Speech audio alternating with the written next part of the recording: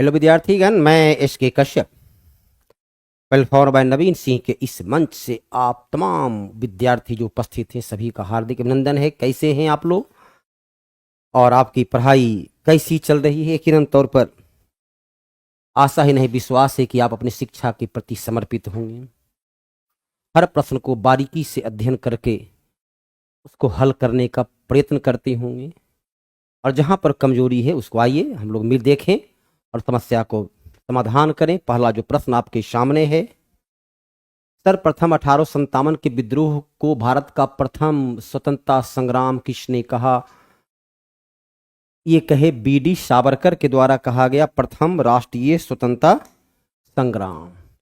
जबकि रमेश चंद्र मजूमदार ने इसके बारे में कहा न तो प्रथम न ही राष्ट्रीय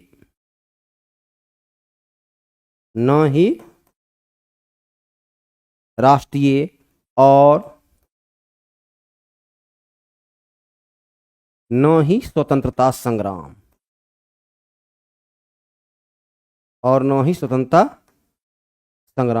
केवल एक समान विद्रोह के रूप में इसे परिभाषित किए। जबकि इंग्लैंड का इतिहासकार प्रधानमंत्री तो 1857 की क्रांति की शुरुआत होती है 10 मई 1857। 10 मई 1857 की क्रांति की शुरुआत होती है। कहां से हुई? तो क्रांति की शुरुआत हुई मेरठ से। कहां से हुई? तो क्रांति की शुरुआत होती है मेरठ से।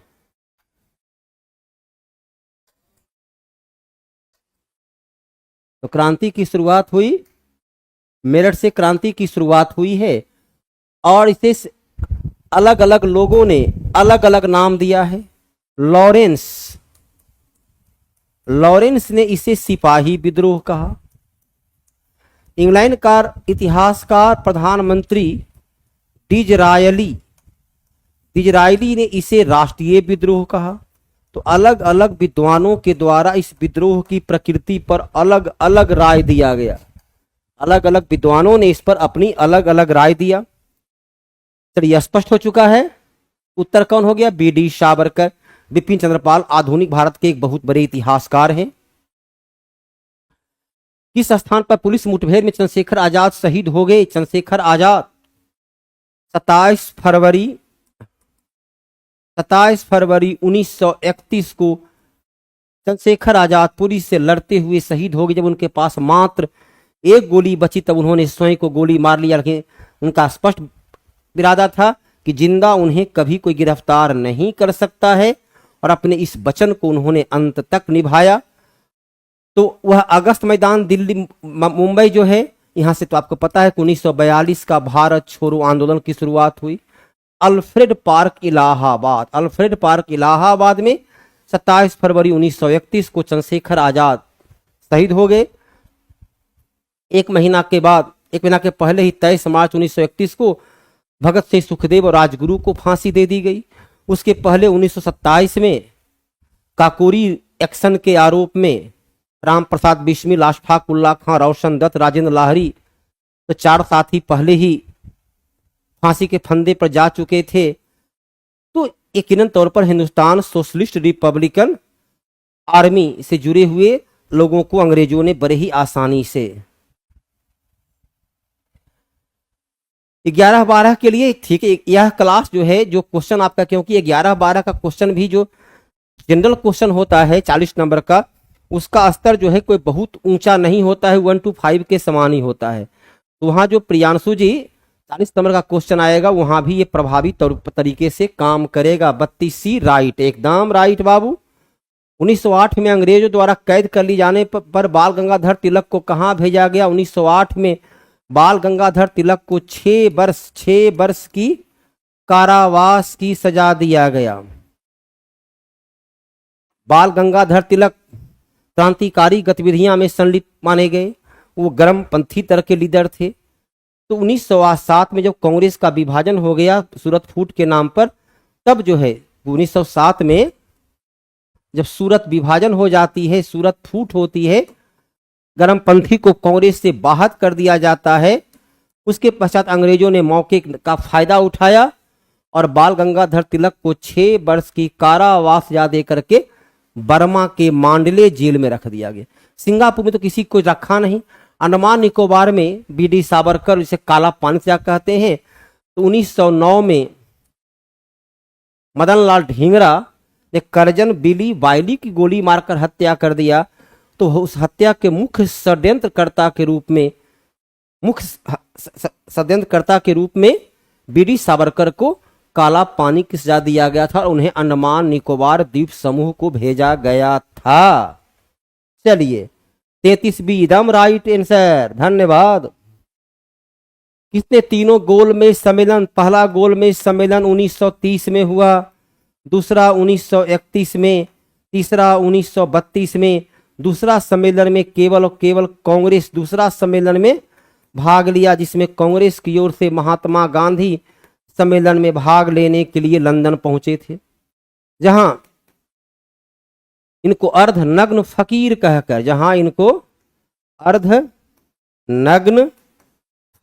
कहकर इनका अपमान किया गया था। लेकिन यह सम्मेलन में भीमराव अंबेडकर एवं मोहम्मद अली जिन्ना के सांप्रदायिक विषयों पर सांप्रदायिक निर्वाचन के विषयों पर तीनों के बीच सहमति नहीं बनने के कारण बैठक असफल हुआ। तो इसमें तीनों गोलमेज सम्मेलन में भाग लिए थे डॉक्टर भीमराव अंबेडकर भाग लिए थे। वल्लभ भाई पटेल, जिन्हें भारत का एकीकरण का श्रेय जाता है, पहले देश के गृह मंत्री, पंडित मदन मोहन मालवीय, BHU बनारस हिंदू विश्वविद्यालय के संस्थापक, इन्होंने ही 1916 में BHU की स्थापना किए। 24 सितंबर 1932 पुणे, ये तो पूना समझौता होता है ना, भीमराव अंबेडकर और महात्मा गांधी के बीच पूना पैक्ट, पूना समझौता 24 सितंबर को हुआ, इसमें दोनों के बीच सीटों के आरक्षण पर सहमति बनी। कितना बेहतर नॉलेज है श्रवण कुमार मंडल जी, बहुत बेहतर, तारीख सहित आपको याद है। इसी प्रकार अपने याददाश्त को मजबूत बनाए रखिए, सफलता तो आप जरूर मिलेगी। किसने असहयोग आंदोलन के दौरान विदेशी कपड़ों को जलाया जाना, एक असहयोग आंदोलन कब शुरू हुआ? 1 अगस्त 1920 से शुरू हुआ और 11 फरवरी 1922 तक यह आंदोलन चला। महात्मा गांधी द्वारा राष्ट्रीय स्तर पर चलाया गया ये पहला आंदोलन था, जिसमें विदेशी वस्त्रों का बहिष्कार बड़े पैमाने पर किया गया। महात्मा गांधी रेलवे से पूरे देश की भ्रमण किए, जहां स्टेशन पर गाड़ी रुकती थी, पायदान पर खड़ा होकर महात्मा गांधी स्वदेशी के संबंध में अपना विचार रखते थे और गाड़ी खुलते के साथ ही हर स्टेशन पर होलिका दहन का कार्यक्रम चल रहा था, जिसका निर्मम बर्बादी, निष्ठुर बर्बादी कहते हुए रविन्द्रनाथ टैगोर ने उनकी आलोचना की थी। कहते स्वदेशी को अपनाना ठीक है, जरूरी है, लेकिन विदेशी वस्त्रों का बहिष्कार, नकारात्मक विचार नहीं होनी चाहिए। विश्व को आपस में वसुधैव कुटुंबकम के भारत के सिद्धांत के तहत हमें अपने को बेहतर करना चाहिए। तो महात्मा गांधी के उस विचार से वो असहमत हैं, महात्मा गांधी के उस विचार से असहमत थे रविन्द्रनाथ टैगोर, जिन्हें गुरुदेव की उपाधि के द्वारा जाना गया। एशिया के पहला व्यक्ति थे जिन्हें 1913 में साहित्य का नोबेल पुरस्कार मिला। मोतीलाल नेहरू 1928 में नेहरू रिपोर्ट को प्रस्तुत किए और नेहरू रिपोर्ट के विरोध में मोहम्मद अली जिन्ना ने 1929 में 14 सूत्री फार्मूला को प्रस्तुत किया। चलिए श्रवण कुमार जी, एकदम ए राइट उत्तर सही है। कुमार गौरव जी, चलिए आपका भी 1 अगस्त 1920 शुरुआत हुआ। संजीव कुमार 35 का ए। टार्जन कुमार, नेहा गुप्ता, सभी का उत्तर सही है। वार एंड पीस अलग अलग, देखिए यहाँ पर विद्वान है रविन्द्रनाथ टैगोर का, तही बतलाए। गीतांजलि, जिन्हें 1913 में साहित्य का नोबेल पुरस्कार मिला, जो एशिया के पहला व्यक्ति थे जिस पुरस्कार को प्राप्त किए। सरोजिनी नायडू, जो कि पहला भारतीय महिला, 1925 में कांग्रेस के अध्यक्ष रही। 1947 से 1949 तक देश की पहली महिला राज्यपाल, देश की पहली महिला राज्यपाल रहने का भी गौरव इनको प्राप्त है। इसके लिए इनके पुस्तक का नाम है कई पुस्तक लेखक है, the golden threshold, the golden threshold इनकी पुस्तक का नाम है। लियो टॉल्स्टॉय जो रूस के थे, कहाँ के थे? रूस के थे। इनके विचार से महात्मा गांधी काफी प्रभावित थे। रूस के लियो टॉल्स्टॉय की पुस्तक है वार एंड पीस, युद्ध और शांति, युद्ध और शांति। चलिए 36 का सी उत्तर दे चुके हैं। रतन, नेहा, निशांत, अमित, रागिनी, सरवण, सभी का उत्तर समय सही है। राममोहन राय को राजा की उपाधि किसने दिया? तो लॉर्ड विलियम बेंटिंग के काल में 1829 में राजा राम मोहन राय के प्रयास से सती प्रथा निषेध अधिनियम पास हुआ। ब्रह्म समाज की स्थापना राजा राम मोहन राय ने 1828 में दिए। और मुगल बादशाह अकबर द्वितीय जिसका शासनकाल 1806 से 1837 था, इसने राजा को उपाधि देकर अपना दूत बनाकर इंग्लैंड भेजा। और इंग्लैंड के ही ब्रिस्टल में इनका 1833 में निधन हो गया। राजा राम मोहन राय को भारतीय पुनर्जागरण का जनक, राजा राम मोहन राय को ही भारतीय प्रेस समाचार पत्र का भी जनक माना जाता है। चलिए तमाम प्रश्न हो गया। उत्तर क्या हो गया? अकबर द्वितीय ने इनको उपाधि दिया। भारत में रबर उत्पादन करने वाला अग्रणी राज्य है। रबर देखिए कैसा फसल होता है। रबर उष्ण कटिबंध का फसल है। जहां 200 सेंटीमीटर से प्लस वर्षा हो, ज्यादा वर्षा हो, जहां 27 से 35 डिग्री सेंटीग्रेड का तापमान हो, वहां पर रबर पाया जाता है। अब देखिए ऐसा जलवायु वाला यह राज्य कौन है? केरल। रबर का उत्पादन करने में केरल आगे है, विश्व में मलेशिया। रबर के उत्पादन करने में यदि हम विश्व स्तर पर देखें, बता सकते हैं विद्यार्थीगण? रबर उत्पादन करने में विश्व का सबसे नंबर 1 देश, बोलिए।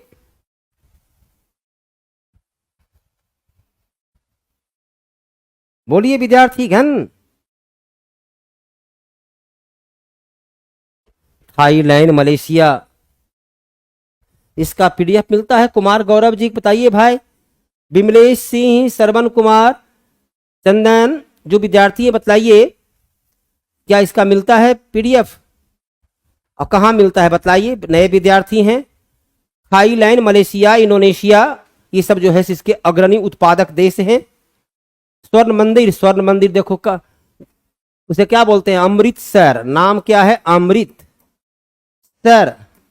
अमृत मतलब जल, सर मतलब तालाब। इसका निर्माण करवाए थे चौथे सिख गुरु रामदास। और रामदास के द्वारा यहाँ तालाब बनवाया गया। और इसी तालाब के पास जो है पांचवें गुरु अर्जुन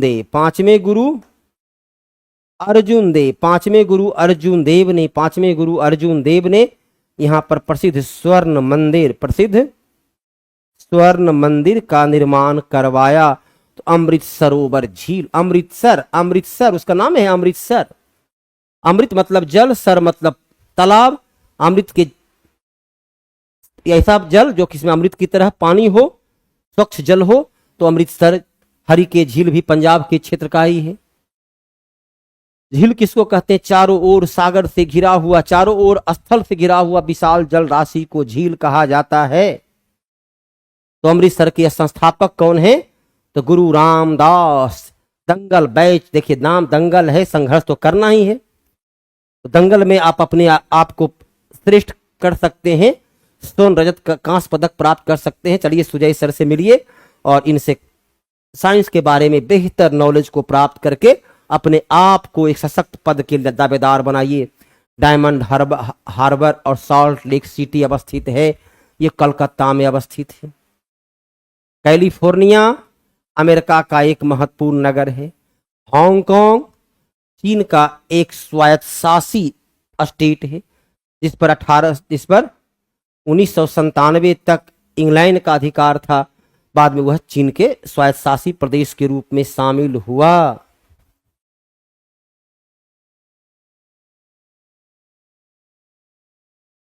कौन सा देश जलवायु पेरिस जलवायु समझौता से बाहर हुआ है? पेरिस जलवायु समझौता सभी देखिए, डोनाल्ड ट्रंप दोबारा राष्ट्रपति बनने के बाद उनकी जरा गजब की मानसिकता बनी हुई है। अति सर्वत्र वर्जते जो हमारे धार्मिक साहित्य में है। अब जिस प्रकार से उनकी गतिविधियां हैं, चलिए अमेरिका के हित के लिए कितना है तो वही तय करेंगे। तो अमेरिका जो है सो इस पेरिस जलवायु समझौता से अलग हो गया कि अमेरिका के पैसा से जो है सो अन्य देश लाभ उठाते हैं। तो चलिए अभी अमेरिका मान एक प्रकार से कह सकते हैं द्वितीय विश्व युद्ध के समय प्रथम से द्वितीय विश्व जो राष्ट्रवाद की थी, उसी प्रकार का कुछ लहर अभी भी एक बार फिर से चलना शुरू हो चुका है, जो कहीं न कहीं विश्व के लिए घातक हो सकता है भविष्य में। ऐसा कोई नहीं कि एक दिन में कोई घटना नहीं होती है, तो घटना एक तो पेरिस जलवायु समझौता से अमेरिका अलग हो गया है। पेरिस जलवायु समझौता से, तो पेरिस जलवायु समझौता सब पीजीटी के हैं। ये क्या है भाई?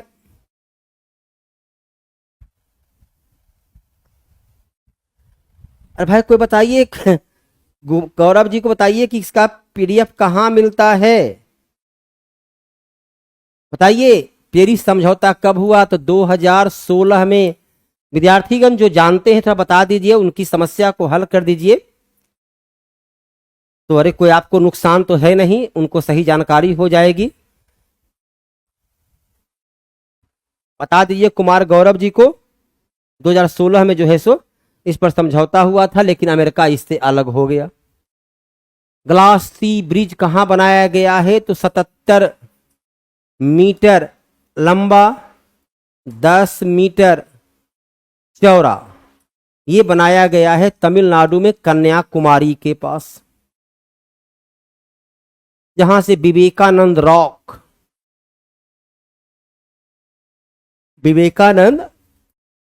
रॉक को बड़ी आसानी से देखा जा सकता है। ये तमिलनाडु के क्षेत्र में बनाया गया है, भारत में। ग्लास सी ब्रिज आर पार दिखने वाला।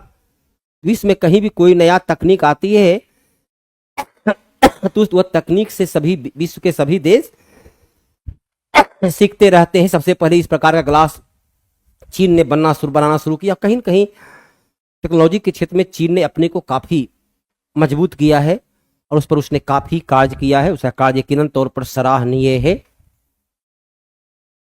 इसका निर्माण जो है वह कहाँ हुआ है? तो तमिलनाडु के क्षेत्र में हुआ है। अब उड़ीसा गुजरात पर इसके बारे में क्या बता सकते हैं? हॉकी इंडिया लीग जो है वह उड़ीसा के राउरकेला में आयोजन किया जाएगा। राउरकेला में ऐसे भी आपको ज्ञात है कि उड़ीसा जो है हॉकी के लिए बड़े ही अपने को बेहतर रूप में तैयार कर चुका है। 2 विश्व कप उड़ीसा के राउरकेला में खेला जा चुका है। बिरसा मुंडा स्टेडियम के नाम से जो स्टेडियम है वो विश्व क्लास का स्टेडियम वहां पर मौजूद है। तो hockey India league, desert knight air combat air exercise में भारत, फ्रांस और संयुक्त अरब अमीरात तीनों मिलकर के आखिरकार क्यों करते हैं सैनिक अभ्यास विश्व के देशों के साथ? उसका उद्देश्य यह है कि विश्व में हो रहे तकनीकी परिवर्तन से अपने आप को अप टू डेट रखें। अतीत गवाह है कि हम लोगों ने अतीत में अपनी योग्यता काबिलियत के बाद भी हारे, क्योंकि हमारे पास विश्व में हो रहे परिवर्तन से हम क्या अपने आप को अलग कर लिए थे। बाबर तोप लेकर आया तो हम भाला बर्छा तीर से लड़ रहे थे। यूरोप में जब फिर हर सेना के पास बंदूक आ गया तो हमारे पास बंदूक के अभाव था। ये तमाम कारण थे। कुमार गौरव जी, अब तो देखिए कोई नंबर, मोबाइल नंबर देखिए सामने आपको स्क्रीन पोस्ट पर दिख रहा होगा, वो आपको बतलाएंगे। कुमार गौरव जी यहाँ पर देखिएगा कि स्क्रीन बोर्ड पर मोबाइल नंबर भी आएगा, उस नंबर से बात कीजिए।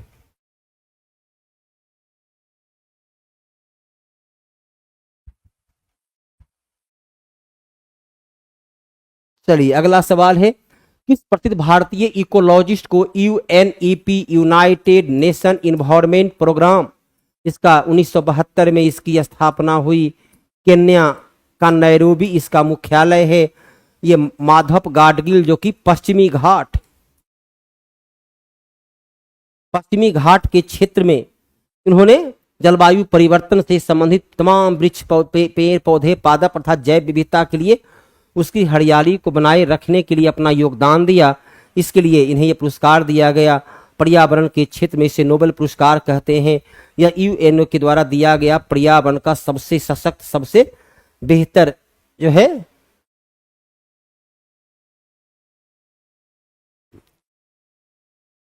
हाल ही में अंतर्राष्ट्रीय मार्ट का आयोजन कहाँ किया गया? अंतर्राष्ट्रीय पर्यटन मार्ट। पर्यटन उद्योग आज विश्व का महत्वपूर्ण उद्योग। देखो छोटा सा देश स्पेन हमसे कई गुना अधिक पर्यटक को लाता है, जबकि हमारे पास भौगोलिक ऐतिहासिक सब कुछ जो है प्रचुर मात्रा में विश्व की जितनी भी प्रकार की जलवायु है सभी जलवायु हमारे पास उपलब्ध है। तो पर्यटन उद्योग एक ऐसा फलता फूलता उद्योग है जिससे कि देश को भी प्रचुर मात्रा में विदेशी मुद्रा प्राप्त होती है, लोगों को रोजगार मिलता है। तो उसका बढ़ावा देने के लिए कार्य किया जाना चाहिए। तो इसमें जो है इसका बढ़ावा दिए जाने का कार्य करना बेहद जरूरी है। ये आपका काजीरंगा नेशनल पार्क में भारत का ये 12वां पर्यटन मार्ट है, ताकि विश्व के लोगों को भारत की प्राकृतिक, भारत की ऐतिहासिक धरोहर उनके सामने रखा जाए, जिसके लिए वो आकर्षित हो और यहाँ की सांस्कृतिक धरोहर को देख करके भारत को भी लाभ पहुंचे और विश्व तक स्तर पर भी उसकी जानकारी प्राप्त हो।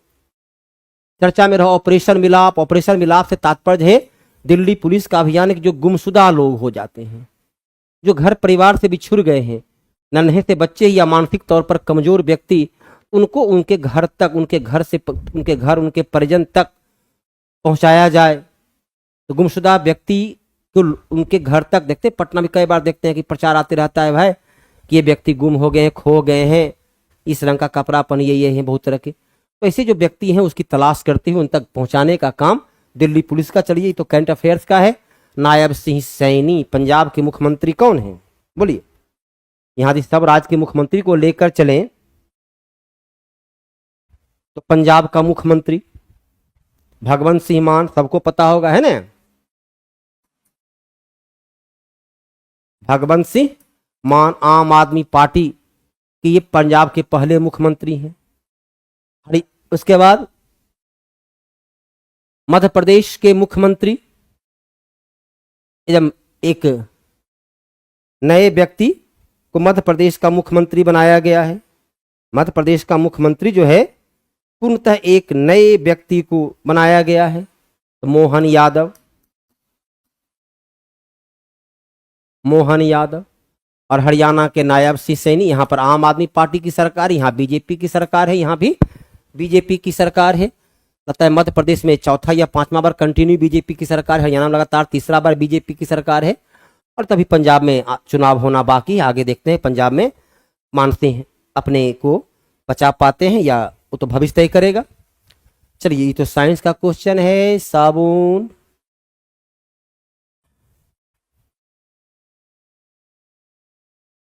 प्रथम जल विद्युत परिसंयंत्र की शुरुआत होती है 1897 में। दार्जिलिंग से जल विद्युत की शुरुआत होती है। और 1902 शिव समुद्रम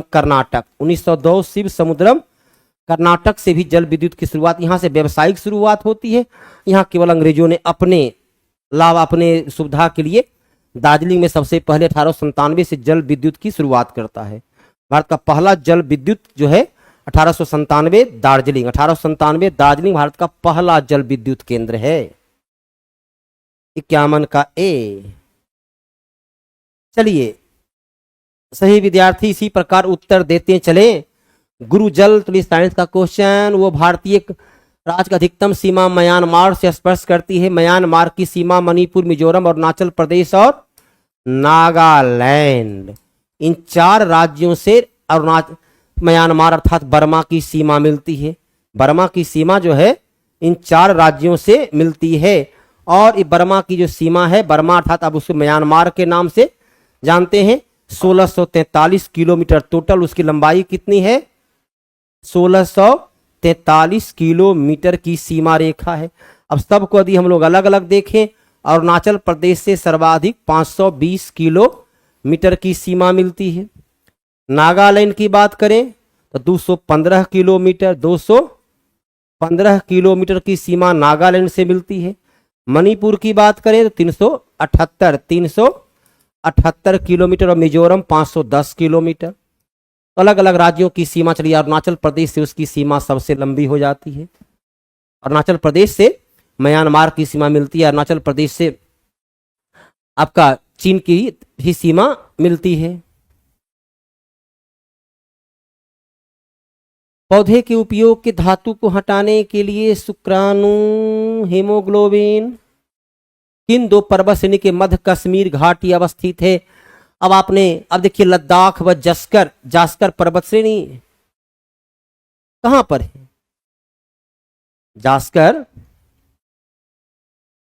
जास्कर पर्वत श्रेणी बताइए।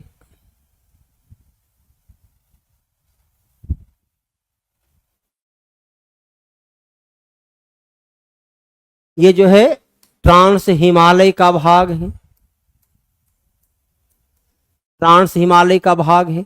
अब देखो हिमालय में क्या है, सबसे पहला ऊपरी भाग जो होता है वो हुआ ट्रांस हिमालय, सबसे ऊपर को कहा गया ट्रांस हिमालय। उसके बाद का जो है उसे कहा गया बृहत हिमालय।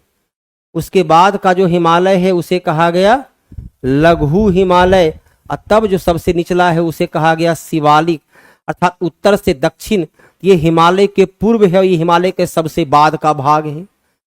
कश्मीर जो है देखो बृहत हिमालय और पीर पंजाल के बीच का भाग है। काराकोरम ये भी जो है ट्रांस हिमालय का भाग हो जाता है, अर्थात काराकोरम और लद्दाख को क्षेत्र का वो क्षेत्र है। उत्तर क्या होगा, पीर पंजाल। आपने कभी कही यदि माता वैष्णो देवी की यात्रा किए हो तो वैष्णो देवी के पर्वत के ठीक पीछे, त्रिकुटा पर्वत के ठीक पीछे जो पर्वत ऊंची पर्वत दिखती है वह पीर पंजाल श्रेणी है। पीर पंजाल के उस पार कश्मीर और इस पार जम्मू है, इस पार जम्मू है।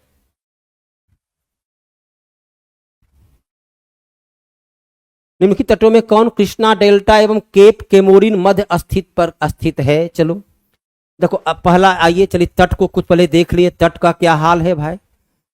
यहां पर जो तट है इसको कहते हैं उत्तरी सरकार तट, इसको कहते हैं उत्तरी सरकार तट। ये जो तट है इसको बोलते हैं कोरोमंडल तट, कोरोमंडल तट। ये जो तट है इसको बोलते हैं मालाबार तट। ये जो तट है इसको बोलते हैं कोंकण तट।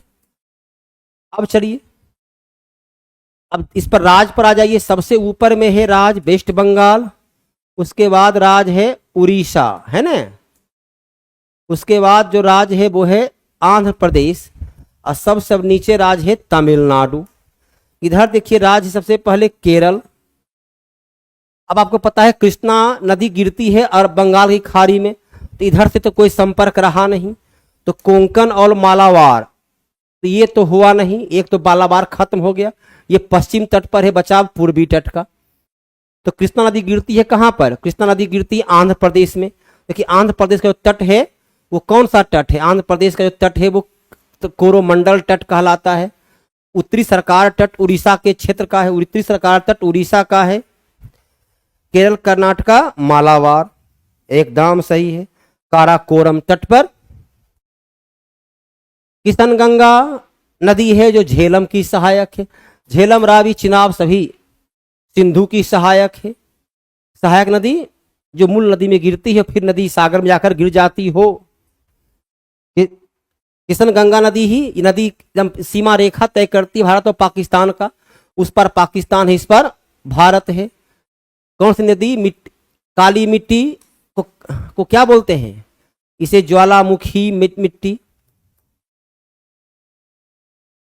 इसे ज्वालामुखी मिट्टी के नाम से जाना जाता है, इसे कपासी मिट्टी के नाम से जानते हैं, इसे रेगूर मिट्टी के नाम से जानते हैं। जलोढ़ लाल मिट्टी सबसे अधिक पाया जाता है, तमिलनाडु से लेकर छत्तीसगढ़ तक लाल मिट्टी का क्षेत्र है। जलोढ़ मिट्टी, ये कहाँ जो क्षेत्र हो गया, जलोढ़ मिट्टी का क्षेत्र हो गया। तो जलोढ़ मिट्टी जो भारत में सबसे अधिक मिट्टी है, सबसे उपजाऊ मिट्टी है, गंगा, ब्रह्मपुत्र, सिंधु नदी के द्वारा और उसके सहायक नदी के द्वारा निर्मित उत्तर का विशाल मैदान दुनिया का सबसे बड़ा समतल मैदान है। विशाल मैदान दुनिया का सबसे बड़ा समतल मैदान है। कपासी मिट्टी गुजरात, महाराष्ट्र के क्षेत्र में पाई जाती है। जलोढ़ मिट्टी पंजाब, हरियाणा से लेकर के असम, बंगाल से असम तक के क्षेत्र में, बिहार, उत्तर प्रदेश के क्षेत्र में पाई जाती है। प्रत्येक वर्ष नदी के द्वारा अपरदित की गई मिट्टी को जब निक्षेप कर दी जाती है तो उससे बनने वाली, हाँ, बिहार में, उत्तर प्रदेश में, पंजाब में, हरियाणा में, पश्चिम बंगाल में, असम के क्षेत्र में जलोढ़ मिट्टी पाई जाती है। जय हिंद मेरे प्यारे साथियों, क्या हालचाल, ठीक ठाक। चलिए आइए ध्यान दीजिएगा। पहला प्रश्न एक श्रेणी दिया गया है और इस श्रेणी में बोला गया इसकी मान बताए। तो मुझे जो दिखाई दे रहा है मेरे प्यारे बच्चों, ये सम संख्या है। तो याद रखना है सम रहे या विषम रहे, सम रहे या विषम का वर्गों का योग, वर्गों का योग होता है n into n plus 1 into 2 n plus में 2 बट्टा में 6 होता है। सम रहे या विषम रहे वर्गों का योग, तो ये सम है तो इसकी योग अंतिम संख्या n जो है वो अंतिम संख्या लेना है, अंतिम पद लेना है। कितना है 22, 22 में 1 जोड़ेंगे 23 होगा, 23 में 1 जोड़ेंगे 24 होगा, बट्टा में 6, ये 6 चक्का 24 और ये हो जाएगा कितना होगा साथियों, तो ये हो जाएगा कितना, तो 23 चौके 92, 92 गुना अगर 22 करेंगे तो 2 दूनी 4, 9 दूनी 18, फिर 18 4, 4 8 4 12, 8 4 12, 9 1 10 है। तो हमारी आंसर जो होगा वो 20 24 नजर आ रहा है, जो कि ऑप्शन क्या होगा, ए होगा। हमारी आंसर 20 24 नजर आ रहा है, आंसर क्या होगा, ए होगा। बहुत बच्चे बी कह रहे नहीं बुआ, बी नहीं होगा। गुड इवनिंग सभी को। 12 24 होगा। सुप्रिया, सभी बच्चे बोले 12 24, बी नहीं होगा। ए बी कैसे होगा, 2 का स्क्वायर 4 का स्क्वायर है।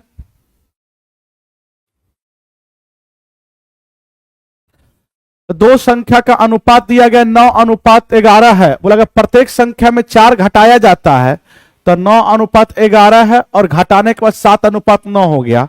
तो देखोगे 11 में से 9 कितना घटा, तो 9 हुआ, तो सर 2 घटा। 9 में से क्या घटा, तो 2 घटा तो 7 आया। क्वेश्चन के अनुसार 2 घट रहा है, क्वेश्चन मेरे अनुसार 2 घट रहा है, क्वेश्चन के अनुसार 4, तो 2 बराबर 4, तो 1 बराबर में 2। प्लस संख्याओं का योग बताया, तो संख्या का योग कितना है, 9 और 11 20, तो 1 की मान 2, तो 20 की मान 40 हो जाएगा। आंसर क्या होगा, बी।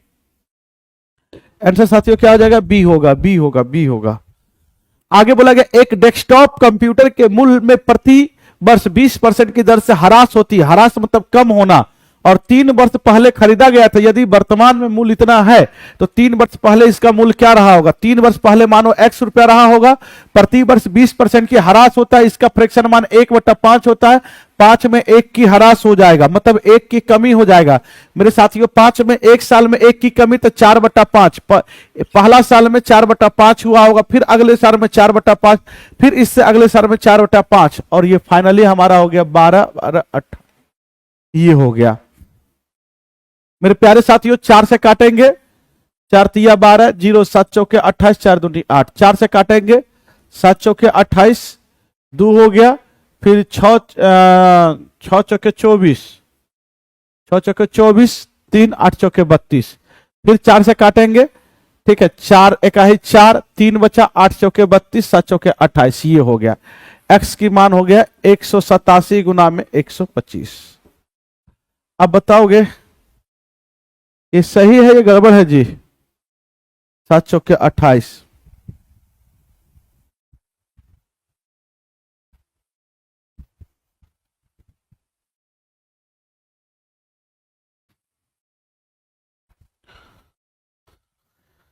एक बार लग रहा है काटने में कहीं कहीं गड़बड़ हो गया है, काटने में कहीं ना कहीं गड़बड़ हुआ है। एक सेकंड फिर से बोला, ह्रास का मतलब कमी होता है। मान लीजिए 3 वर्ष पहले जो है इसका मूल x रहा होगा और बोला गया है कि 20% का फ्रैक्शन मान 1/5, 5 में 1 की ह्रास, तो 4/5, ये भी 4/5, ये भी 4/5, और ये फाइनली हो गया 12, ये हो गया।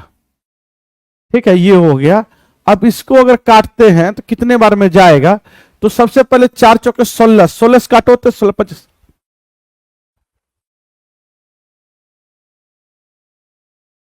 16 सत्ती 112, 0। रुको रुको, आराम से ही काटते हैं इसको, एक बार काटो प्यार से बउआ। 4 से काटेंगे तो 4 तिया 12, 0 उतरेगा, 7 चौके 28, कट गया, 4 दूनी 8। ठीक है, 4 से काटोगे 7 चौके 28, तो 2 बच्चा 27 हुआ। फिर 6 चौके 24 होता है, 6 चौके 24 होता है, 24, 3 बचा, फिर 3 बचा, तो फिर 8 चौके 32, ये होगा। फिर 4 से काटेंगे इसको, 4 एक 4, 9 चौके 36, 4 दूनी। अब ये सही हुआ, अब ये सही हुआ। ठीक है, अब इसको अगर गुना करते हैं तो देखोगे, इसको लिख सकते हैं क्या, 5 गुना 25, और इसको लिख सकते हैं 4 से, अगर ये इधर जाएगा तो 4 से अगर इसमें भाग दोगे तो 4 चौके 16 हो जाएगा, फिर 8 चौके 32, है ना, ये हो गया। फिर 25 चौके 100, और ये 2 एगो इसमें दे दोगे तो क्या हो जाएगा, तो ये 24 पर 000। आंसर क्या हो जाएगा, ये अपना तरीका से गुना कर लोगे बउआ। हाँ हाँ, ठीक है ठीक है ठीक है ठीक है बच्चे, ठीक है, चलिए काट लोगे। ये जोड़ घटा गुना भाग है, इसमें कुछ करने की जरूरत नहीं है। अब देखो, आप जानते बोर्डमास का नियम, सबसे पहले का काम होता है, तो यहां से 15 चौका 60, ये सीधा सीधा हो जाएगा 25 भागा 60। ठीक है, ये हो गया, गुना है। अब ये दोनों भाग होगा तो ये क्या हो जाएगा सर जी, अंदर में 4/5 हो जाएगा। ठीक है, 4/5 गुना। अब ये बताओगे 7 में से 9 में से 7 जाएगा तो 2 हो गया, ये ब्रैकेट बंद। फिर आगे जो है काम हुआ है ये दोनों, तो सर जी ये हो जाएगा 20/9 × 45, मतलब 5 गुना 9, इसको काटेंगे तो 4 हो जाएगा, 4/9, तो माइनस में ये हो जाएगा 4/9। हाँ, तो ये कब से चल रहा है, कब से चल रहा है?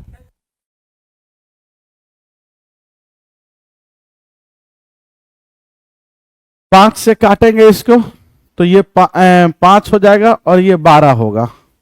और ये सिंपल सी बात है, ये 5/12 गुना में, ये अगर गुना करोगे तो 4 दूनी 8 होगा, और ये 5 होगा, 5 से 5 कट गया।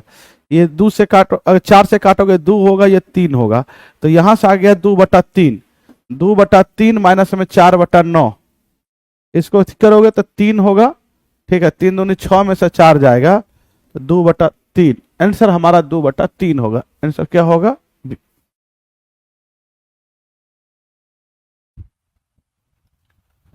सॉरी, ओहो एलसीएम 9 होगा, sorry sorry sorry sorry, LCM 9 होगा, 2/9 होगा, ये बी नहीं होगा, गड़बड़ कर दिए।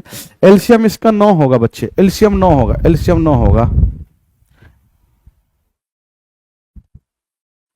लगा, जॉन किसी दुकान से 3 वस्तु खरीदता है, वस्तु ए का मूल्य वस्तु बी के मूल्य के 2/3 के बराबर है।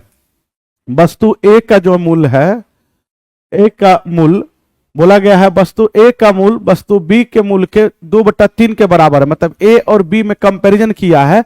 याद रखना, जिस संख्या के साथ में का या से लगा रहे हैं उसे नीचे लिखेंगे। ए का दूर है, लेकिन बी के वस्तु के 2/3 के बराबर है, मतलब बी का अगर हमारा वस्तु का दाम 3 होगा तो ए का 2 होगा, यह ध्यान रखना है। आगे बढ़ गए, जबकि सी का मूल्य बी वस्तु बी के मूल्य के 3/4 के बराबर है, मतलब सी और बी में अगर कंपैरिजन करता है तो बी में का लगा, मतलब बी का मूल्य अगर 4 होगा तो सी का मूल्य कितना होगा, 3 होगा। अब इसको सेम करने के लिए आप जानते हैं, इसको इधर गुना करते हैं तो 4 दूनी 8 हो जाएगा, 4 तिया 12 हो जाएगा, और इसको फिर इधर गुना करेंगे, 3 तिया 9, तो ये चीजें अब परफेक्ट हो गया। बोला ए का अगर 88 है तो तो एक अगर 88 है, यहां से 8 है, 8 बराबर में 88, तो 1 बराबर में 11 होगा। लगे वस्तु बी सी का मूल्य बताया, तो सी का मूल्य कितना 9, 9 बराबर में हो जाएगा 11 9 99। वस्तु सी का मान बताना है तो क्या हो जाएगा 99 हो जाएगा, जो कि आपके ऑप्शन में नहीं है। ऑप्शन क्या होगा ई होगा, आपके ऑप्शन में नहीं है, ऑप्शन क्या होगा ई होगा। बच्चे आगे बढ़ते बोला गया ए बी के मुकाबले दोगुने तेजी से काम करता है। ए जो है बी के मुकाबले 2 गुना तेजी से काम करता है। तो बी अगर एक काम करता है तो इससे दुगुना ये 2 काम करेगा, ठीक है, दुगुना तेजी से काम करता है। यदि दोनों मिलकर किसी कार्य को 12 दिनों में पूरा करते हैं तो ये ए एक दिन में 2 काम, बी एक दिन में 1 काम, तो दोनों मिलकर टोटल वर्क निकालना रहा है, तो दोनों मिलकर एक दिन में 3 काम करता है और 12 दिन में तो 12 ये 36 काम पूरा करता है। मतलब बी अकेला उस काम को कितना दिनों में पूरा करता है, तो बी एक दिन में 1 काम करता है, 36 काम है तो 1 के हिसाब से 36 दिन लगाएगा। आंसर क्या हो जाएगा साथियों, सी हो जाएगा।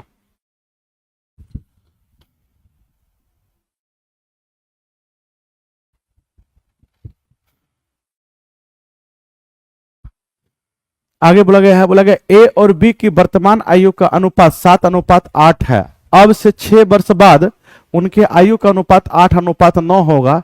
यदि सी की वर्तमान आयु ए की वर्तमान आयु से 10 वर्ष अधिक है तो सी की आयु ज्ञात करना है। मेरे प्यारे साथियों याद रखना है, सिंपल सी बात है, बोला गया ए और बी की वर्तमान आयु जो है कितना है तो 7:8 है। 6 वर्ष के बाद इनके आयु का अनुपात ये हो जाती है। तो ए और बी की प्रेजेंट उम्र 7 और 8 का है और 6 वर्ष के बाद जो है इनकी उम्र हो जाता है 8:9 हो जाता है।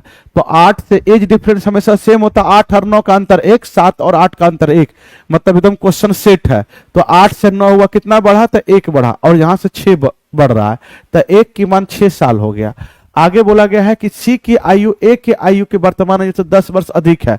तो ये ए है ये बी है, तो ए की वर्तमान उम्र 7 है, 1 की मान 6 तो 7 की मान 6 7 42, तो ये ए का उम्र आया है। बोला गया सी का उम्र जो है ए की उम्र से 10 वर्ष अधिक है, तो ए का उम्र 42 से इसमें 10 वर्ष अधिक करो कितना हो जाएगा 52 वर्ष का। तो सी का उम्र कितना होगा 52 वर्ष का। सी का उम्र साथियों क्या होगा 52 वर्ष होगा।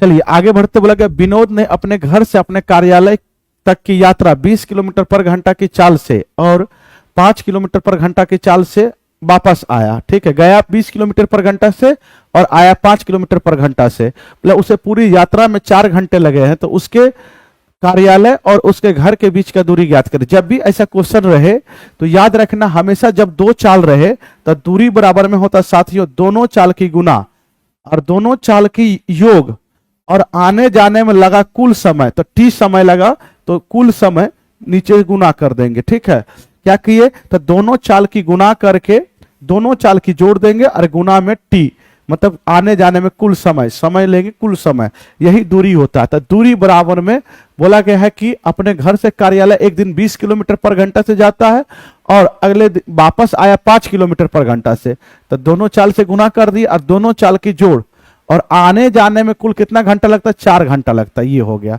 5 से इसको काटेंगे 5 हो जाएगा, 5 से काटेंगे 4, 4 चौके 16 किलोमीटर। घर से जो दूरी गया है वो 16 किलोमीटर का दूरी है, घर से उसके ऑफिस की दूरी 16 किलोमीटर पर घंटा है।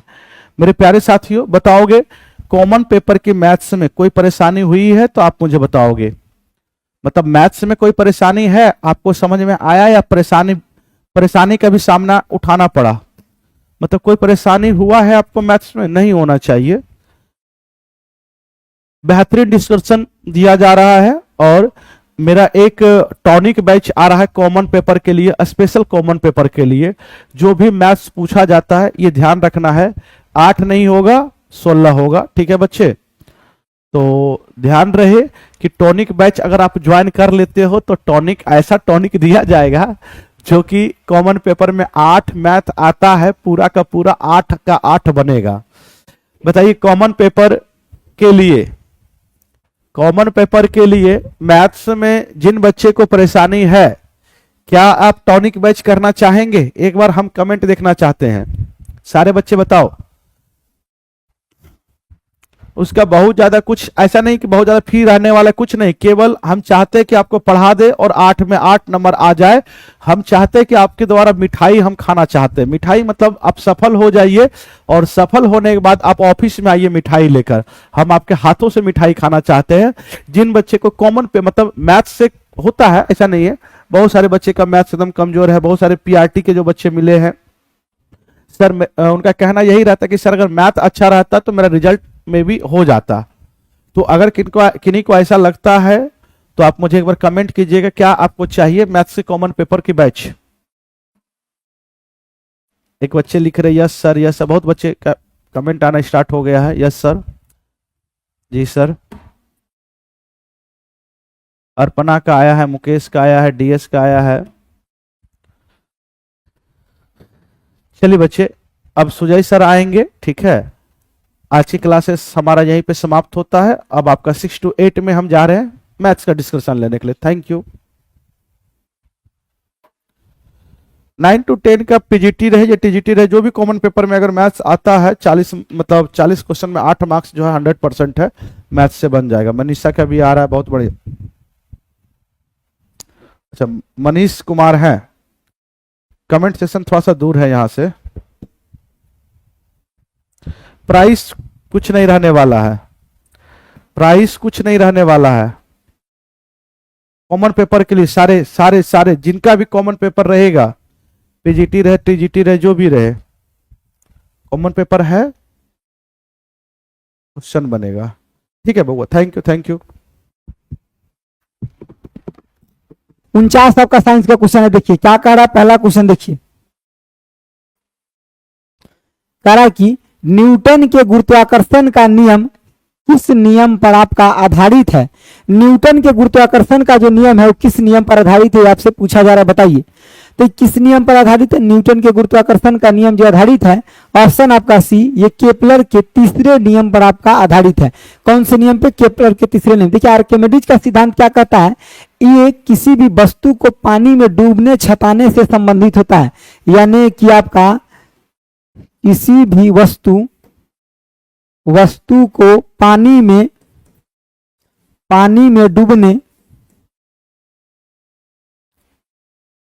आपका डूबने और तैरने से संबंधित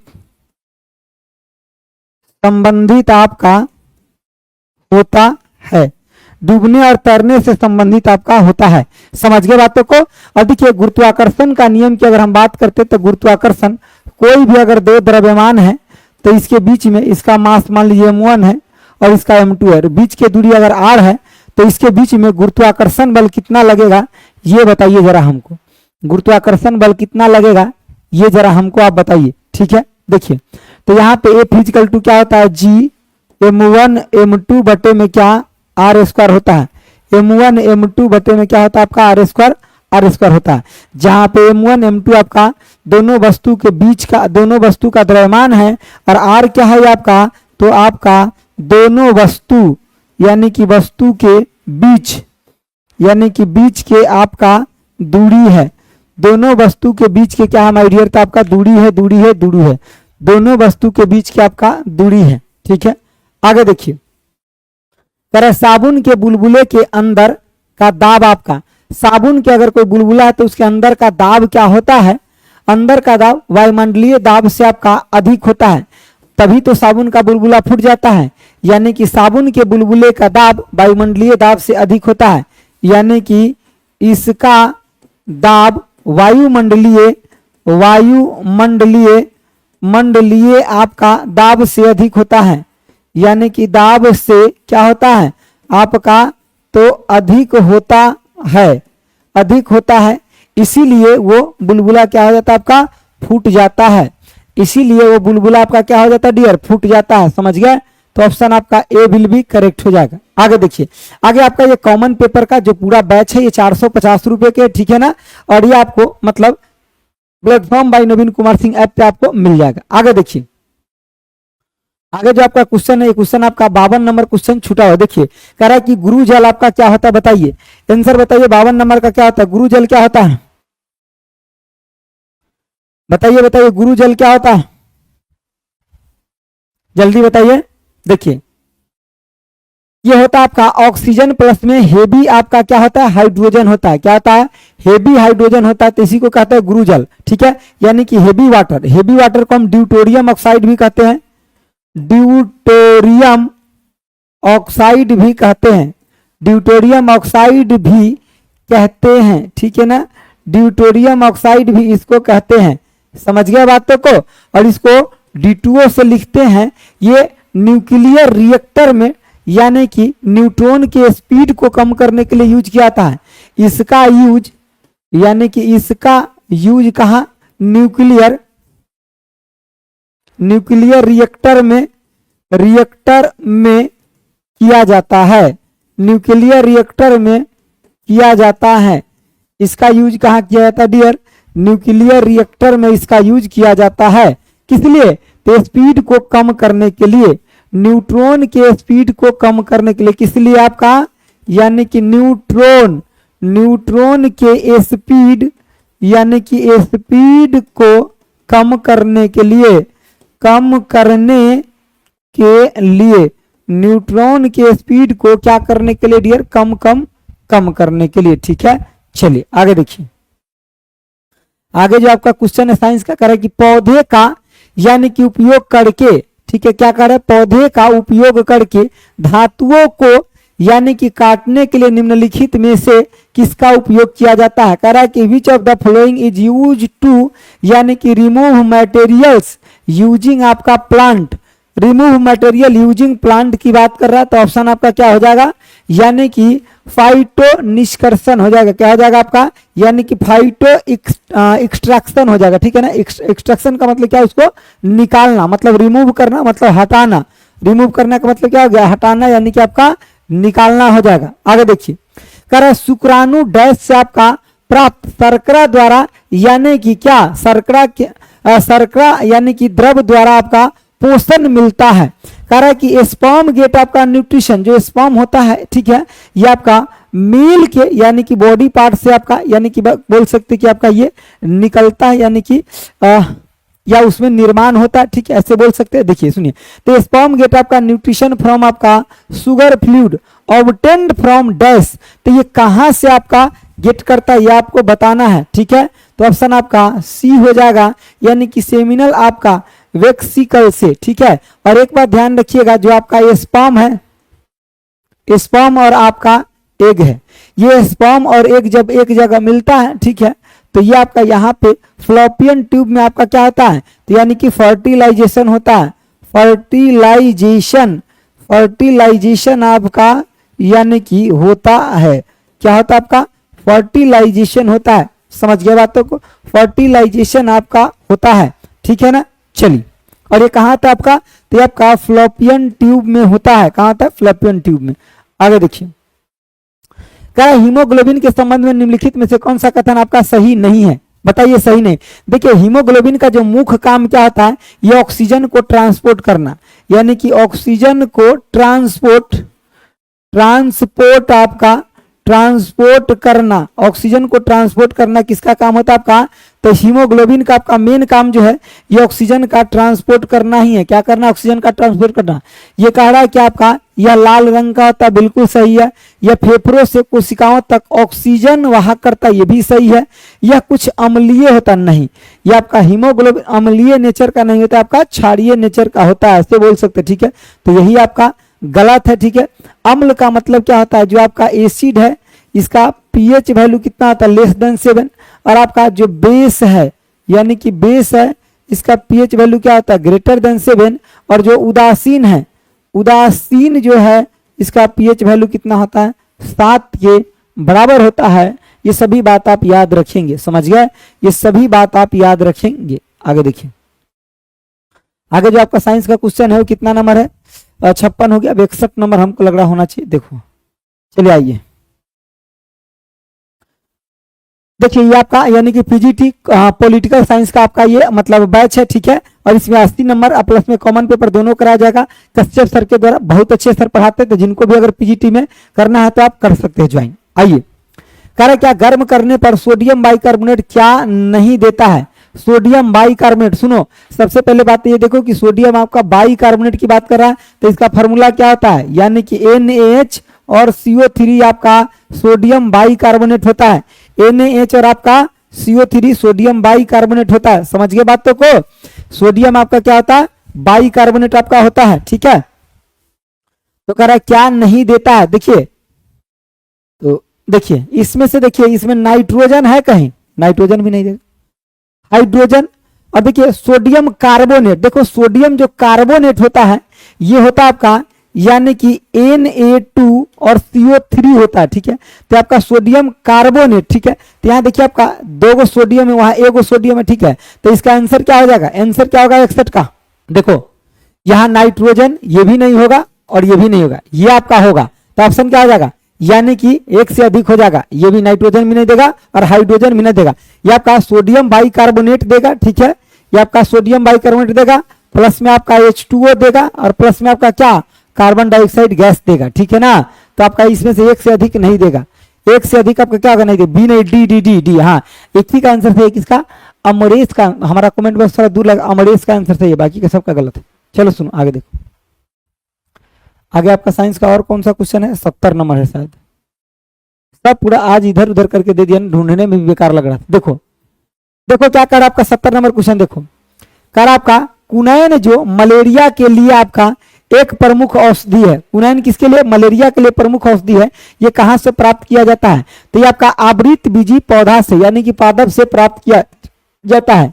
एंजियोस्पर्म प्लांट, सुनो एक होता है एंजियोस्पर्म प्लांट होता है, और एक क्या होता है आपका, एक आपका जिम्नोस्पर्म प्लांट होता है। क्या होता है आपका, जिम्नोस्पर्म। ठीक है, सॉरी सर, कोई बात नहीं कोई बात नहीं, एक आपका जिम्नोस्पर्म प्लांट भी होता है। देखो जो एंजियोस्पर्म प्लांट होता है इसमें आपका क्या होता है, तो देखो आपका यहाँ पे क्या आपका, क्या आपका यानी कि आवृत बीजी भी है। एगो अनावृत बीजी बीज होता है, एगो आवृत बीजी, मतलब यहाँ पे आपका क्या, बीज के ऊपर कवर होगा। यहाँ आपका